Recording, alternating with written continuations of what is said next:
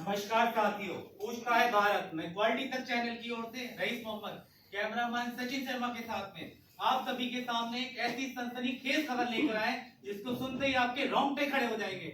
हमें अपने गुप्त सूत्रों से पता लगा है कि एमटीआई कंपनी में बहुत अधिक क्वालिटी प्रॉब्लम चल रही है, जिनमें से कुछ कस्टमर एंड पर भी गई है। तो चलिए इस खबर का करते हैं पर्दाफाश और हम चलते हैं एमटीआई कंपनी। कैमरामैन फोकस करो, कौन देख रहे हैं क्वालिटी? जी हम देख रहे हैं क्वालिटी। मैंने सुना है कि आपके यहाँ पर बहुत अधिक क्वालिटी प्रॉब्लम चल रही है, जिनमें से कुछ कस्टमर एंड पर भी गई हैं। जी हम आपकी बात से सहमत हैं। हमारे यहाँ कुछ क्वालिटी प्रॉब्लम है जो कि हमारे लिए चिंता का विषय है। श्रीमान जी, इस बात को सुनकर तो मुझे मेरे कानों पर यकीन ही नहीं हुआ, क्योंकि एमटीआई कंपनी तो मार्केट में अपने क्वालिटी प्रोडक्ट के लिए ही जानी जाती है और इनके यहाँ पर इनकी मैनेजमेंट प्रतिदिन डीएचएम एक्टिविटी भी करती है, जिससे दूसरी कंपनियां कॉपी करके काफी आगे बढ़ गई है। जी बिल्कुल ठीक कह रहे हैं आप। हमारे यहाँ क्वालिटी एश्योरेंस के लिए तरह तरह की एक्टिविटी होती है, जैसे कि हमारे यहाँ वीएचएम एक्टिविटी होती है और इसी के अंतर्गत हमारे यहाँ डेली और वीकली सॉफ्ट फ्लोर पे गिम्बा भी होता है। हम लोग अपनी क्वालिटी प्रॉब्लम को सॉल्व करने के लिए काइजन तथा क्वालिटी सर्कल भी करते हैं। क्या आप यही चाहते हैं कि आपके यहाँ क्वालिटी प्रॉब्लम बनी रहे और आपके कस्टमर और जनता का विश्वास सदा के लिए आप सभी से उठ जाए? नहीं, हम यह बिल्कुल नहीं चाहते हैं और हम अपनी सारी प्रॉब्लम को समाप्त करेंगे और कस्टमर क्या एक भी क्वालिटी प्रॉब्लम का आउटफ्लो नहीं होने देंगे, इसका हम संकल्प लेते हैं। और अभी हाल ही में हमने अपने यहाँ आने वाली क्वालिटी प्रॉब्लम को क्वालिटी सर्कल के माध्यम से सॉल्व भी किया है। हमें यकीन नहीं होता, यदि आपने किसी क्वालिटी प्रॉब्लम को क्वालिटी सर्कल के माध्यम से समाप्त किया है तो क्या हमारी जनता के सामने प्रस्तुत करना चाहेंगे? क्योंकि पूछता है भारत। बिल्कुल।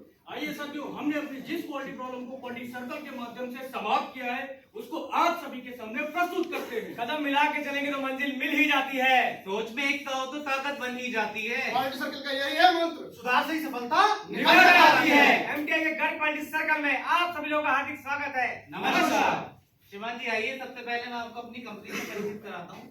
हमारी कंपनी का नाम होइरोका टेक्नोलॉजी इंडिया प्राइवेट लिमिटेड है। हमारी कंपनी के इंडिया में 2 प्लांट है, एक नोएडा में, दूसरा कहारानी राजस्थान में। और हमारी कंपनी को कुछ बहुमूल्य नवरत्नों से भी नवाजा गया है, जो इस प्रकार से। श्रीमान जी, आप सभी को बताते बड़ा हर्ष महसूस हो रहा है। इसी वर्ष हमारी कंपनी ने IFTF का सर्टिफिकेट भी प्राप्त किया है। श्रीमान जी आइए, अब मैं आपको अपने क्वालिटी सर्कल और अपनी टीम से अवगत कराता हूँ। हमारी क्वालिटी सर्कल का नाम है गर्व और यह हमारी टीम में हमारे कोऑर्डिनेटर मिस्टर ब्रजेश सर, हमारे फैसिलिटेटर मिस्टर अविनाश सर और मैं टीम लीडर अतुल त्रिवेदी। मैं Rais Mohammad as a member, मैं सचिन एज ए मेंबर, मैं Sanjay Singh as a member, Bhupendra as a member. श्रीमान जी यह हमारा 13वां प्रोजेक्ट है। इस प्रोजेक्ट को हमने 2 जुलाई 2025 को स्टार्ट किया। इस प्रोजेक्ट को 29 अक्टूबर को हमने कंप्लीट किया। श्रीमान जी, इस प्रोजेक्ट को कंप्लीट करने के लिए हमने हर फ्राइडे को 3 से 4 के बीच में मिलकर मीटिंग्स की है। श्रीमान जी, इस प्रोजेक्ट को पूरा करने के लिए हमने कुल 16 मीटिंग की है, जिसमें हमारी उपस्थिति 92% रही है। श्रीमान जी, इसके पश्चात हमने क्वालिटी सर्कल मेथोडोलॉजी को ध्यान में रखते हुए पीडीसीए की फॉर्म में अपने क्वालिटी सर्कल को यहाँ करना प्रारंभ किया है। जैसा कि हम सभी जानते हैं, क्वालिटी सर्कल के लिए एक एक्टिविटी प्लान कर सकता होती है। हमने भी एक्टिविटी प्लान बनाया, इसके अकॉर्डिंग हमने क्वालिटी सर्कल प्रारंभ किया। श्रीमान जी, इसके पश्चात हमारे डिपार्टमेंट वालों ने सभी समस्याओं को एकत्रित करके सूचीबद्ध किया और एबीसी 3 कैटेगरी में विभाजित किया। ए में 15, बी में 12, सी में 1 समस्या मिली। श्रीमान जी, इसके पश्चात हमारी टीम ने 8 टाइप्स की प्रॉब्लम सरकारी किया। हमने मिनिमम मार्क्स और हायर वेटेज के अकॉर्डिंग अपनी टीम के साथ मिलकर मल्टी वोटिंग की और इंटरनल रिजेक्शन खाई की समस्या पर अत्यधिक वरीयता दी और इस पर आगे आने वाले अन्य कारणों को जानने का प्रयास किया। श्रीमान जी, इसके पश्चात हमने अपने इंटरनल रिजेक्शन में टॉप 10 रिजेक्ट पार्ट का डाटा एनालिसिस किया और हमने पाया कि हमारे एक पार्ट कवर कॉन्फ्रेंट HSPP के पार्ट में रिजेक्शन परसेंटेज वाइज सबसे अधिक था, जिसकी परसेंटेज 3.67% थी। श्रीमान जी, इतना ही नहीं, हमने कॉस्ट वाइज भी पिछले 6 महीने का टॉप 10 पार्ट का डाटा कलेक्शन किया और जैसा कि आप सभी इस ग्राफ के माध्यम से भी देख सकते हैं, यदि हम यहाँ कवर कॉम फ्रंट के पार्ट की बात करें तो इसमें हमें 0.51 लाख का लॉस हो रहा था। यदि हम गार्नियर बम्पर की बात करें तो यहाँ हमें सबसे अधिक लॉस हो रहा था, जो 4.46 लाख का था। इसलिए हमारी टीम ने कॉस्ट को अधिक वरीयता दी और गार्नियर बम्पर में आने वाली सभी समस्याओं को जानने का प्रयास किया। श्रीमान जी, पिछले डाटा के आधार पर हमने टीम का सिलेक्शन किया और गढ़ में आने वाली समस्या को पूर्णतः समाप्त करने का निर्णय लिया।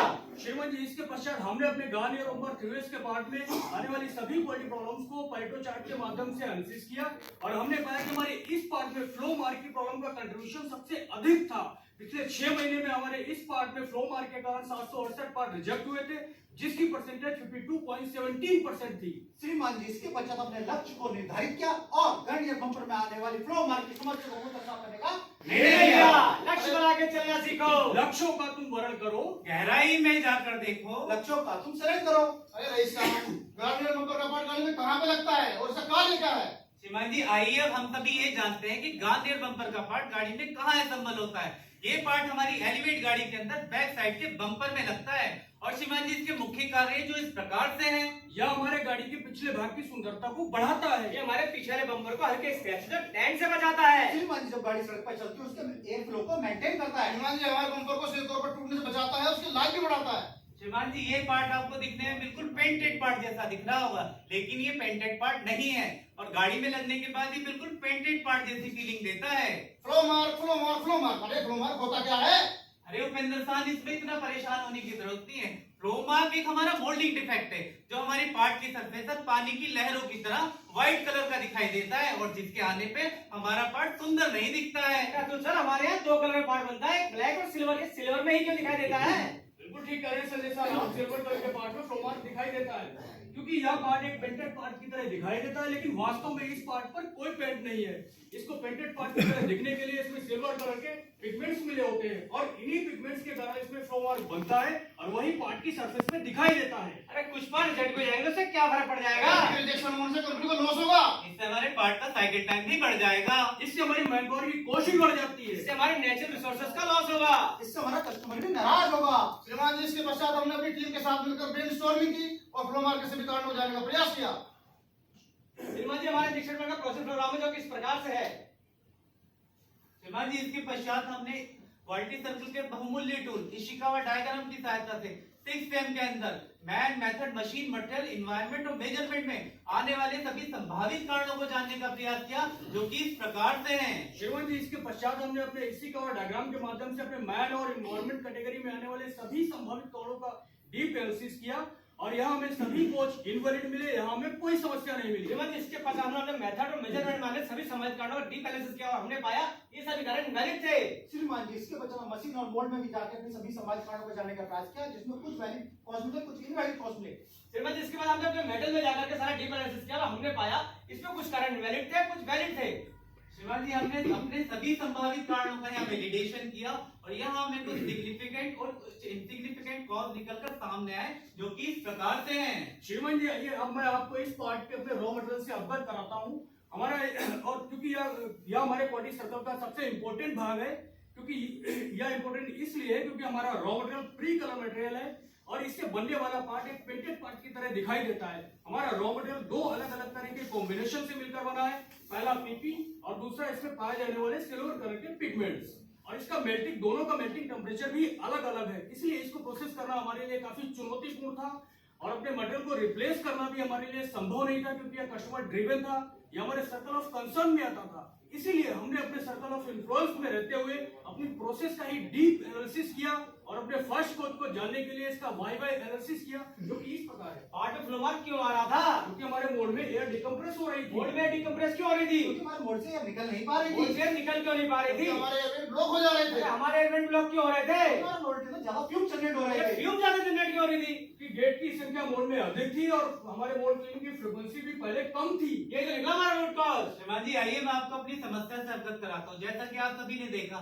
हमारे मोड में गेट की संख्या अधिक होने की वजह से उसमें फ्यूम्स ज्यादा बन रहे थे। इस समस्या के निवारण के लिए हमने अपनी पीई टीम के साथ में डिस्कस किया और जो इसकी एयरवेंट को क्लीनिंग की फ्रीक्वेंसी थी पहले 3 महीने में थी उसको हमने घटाकर 1 महीने कर दिया। और श्रीमान जी इसके बाद हमने कुछ पार्ट बना के देखे और जैसा कि आप सभी इसके रिजल्ट को भी देख सकते हैं, पहले हमारी जो समस्या 52.17% बनी हुई थी वो घटकर 41.36% रह गई। श्रीमान जी हमारी समस्या कम तो हुई थी लेकिन पूर्णतः समाप्त नहीं हो पाई थी।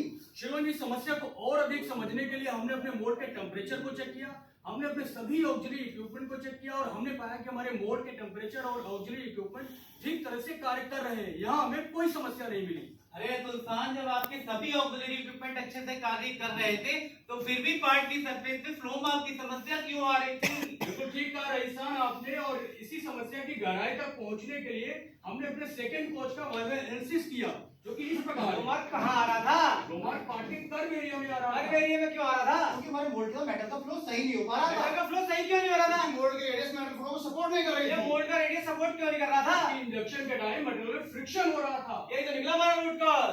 श्रीमान जी आइए मैं आपको समस्या से अवगत कराता हूँ। जैसे कि आप सभी इस पार्ट को देख सकते हैं, यहाँ पार्ट की चौड़ाई कम है लेकिन जैसे ही कर्व एरिया स्टार्ट हो जाता है यहाँ इसकी चौड़ाई बढ़ जाती है। श्रीमान जी यही वो एरिया था जहाँ हमारे फ्लो मार्क की समस्या सबसे अधिक आ रही थी। श्रीमान जी इस समस्या के निवारण के लिए हमने अपनी पीई टीम के साथ में डिस्कस किया और हमने इसके साइज को 13.5 mm से बढ़ाकर 15.5 mm कर दिया। 2 mm साइज बढ़ाने के पश्चात इससे हमारे मटेरियल का फ्लो भी बहुत स्मूथ हो गया और हमारे पार्ट पे फ्लो मार्क की समस्या भी काफी हद तक कम हो गई। श्रीमान जी इसके पश्चात हमने इससे कुछ पार्ट बना के देखे और जैसा कि आप सभी इसके रिजल्ट को भी देख सकते हैं, पहले हमारी समस्या जो 41.30% थी वो अब घटकर 22.7% रह गई थी। श्रीमान जी हमारी समस्या अभी भी बनी हुई थी। फ्लो मार्क की समस्या को दोबारा जानने के लिए ब्रेनस्टॉर्मिंग की और उसके निकारण को जानने की कोशिश की। श्रीमान जी समस्या की और अधिक गहराई तक जानने के लिए हमने फिर से वाल्व एनालिसिस किया जो कि इस प्रकार है। पार्ट की सरफेस पे फ्लो मार्क दिखाई क्यों दे रहा था? पार्ट की सरफेस से फ्यूम जमा हो जा रही ये थी। फ्यूम जमा क्यों हो रही थी? क्योंकि इंजेक्शन की जगह बोल्ट के अंदर फ्यूम जनरेट हो रही थी। इंजेक्शन में फ्यूम जनरेट क्यों हो रही थी? क्योंकि हमारे कुछ सीक्वेंसर वाल्व ऐसे कार्य नहीं कर रहे थे। हमारे बाल क्यों नहीं काम कर रहे थे? क्योंकि हमारे सूक्ष्म वाल्व की टीमें प्रॉपर काम नहीं कर पा रही अब थी। भैया पिलई सही से काम क्यों नहीं कर रही थी? कि हमारे कुछ सीक्वेंसर वाल्व की पिनों को मूव करने के लिए जितना एयर प्रेशर की रिक्वायर थी उतना उसे नहीं मिल पा रहा था। ये तो निकला हमारा रूट कॉज। श्रीमान जी जैसा कि आप सभी ने यहाँ देखा, हमारी जो यहाँ समस्या थी गेट में अधिक संख्या होने की वजह से हमारे एयर प्रेशर प्रॉपर मिल नहीं पा रहा था। इस समस्या के निवारण के लिए हमारी टीम ने एक सजेशन दिया, क्योंकि श्रीमान जी एयर प्रेशर को चेक करने की जो हमारी फ्रिक्वेंसी थी वो 2 घंटे में थी और संभवतः कभी कभी ये प्रॉब्लम स्किप हो जाती थी। इसके लिए हमारी टीम ने सुझाव दिया और इसके साथ एक एयर बूस्टर को लगाने का निर्णय दिया। श्रीमान जी एयर बूस्टर का कार्य होता है एयर के प्रेशर को मेंटेन करके रखना। क्योंकि इसमें कॉस्ट इन्वॉल्व थी इसलिए हमने इसकी परमिशन अपने मैनेजमेंट से ली। मैनेजमेंट ने हमें इसके लिए काफी अप्रिशिएट किया और तुरंत अपने मोड में एयर बूस्टर इंस्टॉल करने की परमिशन प्रदान की। श्रीमान जी इसके पश्चात हमने एयर बूस्टर अपनी मशीन पे लगाया और इससे कुछ पार्ट बनाए, जैसे कि आप देख सकते हैं जो हमारी समस्या 22.7 थी अब वो घट के 12.1 रह गई। ये काउंटर में हमारे बड़ा इफेक्टिव रहा। हमने बहुत सारी प्रॉब्लम को कम भी कर दिया लेकिन पहुंचे समाप्त नहीं हो पाई थी। अरे ये समस्या तो बहुत गंभीर है, तो ठीक ही नहीं हो रही है। हमें लगता है ठीक हो पाएगा। बंदे साहब से परेशान मत हो, रुको जरा और सब्र करो। हमने बड़ी बड़ी समस्या सॉल्व करी है, इसे भी समाप्त करके रहेंगे। बिल्कुल बिल्कुल हम इस समस्या को जरूर समाप्त करेंगे और समस्या को पूरी तरह से समाप्त करने के लिए हमने अपने एचओडी साहब से डिस्कस किया। उन्होंने हमें मोटिवेट किया, उन्होंने कहा कि हमें धैर्य कभी खोना नहीं चाहिए और इसके बाद हम सब ने मिलकर अपने प्लांट हेड साहब से रिक्वेस्ट किया। उन्होंने हमें सजेस्ट किया कि क्यों ना आप अपने मोड में एक वैक्यूम जनरेटर इंस्टॉल कर दें, जिससे आपके मोड के अंदर की बनी हुई फ्यूम पूरी तरह से बाहर निकल जाएगी और आपके फ्लो मार्क की प्रॉब्लम जड़ से समाप्त हो जाएगी। श्रीमान जी मोल्ड से फ्यूम्स को पूरी तरह से बाहर करने के लिए हमने पीई डिपार्टमेंट की सहायता से इसके अंदर वैक्यूम जनरेटर को इंस्टॉल कराया। उसके पश्चात हमने इससे कुछ पार्ट बना के देखे और जैसा कि आप सभी इसके रिजल्ट को भी देख सकते हैं, पहले हमारी समस्या जो 12% बनी हुई थी वो घटकर 3.05% रह गई थी। अरे रुको जरा सब्र करो, ये जश्न मनाने का समय नहीं है। अभी भी हमारी समस्या 3.05% बनी हुई है। हाँ बिल्कुल रेहसान, अभी भी समस्या शून्य नहीं हो पाई है और समस्या को शून्य करने के लिए हमने होंडा सन से रिक्वेस्ट किया और उनसे सपोर्ट लिया और अपने द्वारा लिए गए सभी काउंटर मेजर से होंडा सन को अवगत कराया और होंडा सन ने हमारे लिए द्वारा लिए गए सभी काउंटर मेजर को वैलिडेट किया और हमें काफी अप्रिशिएट भी किया।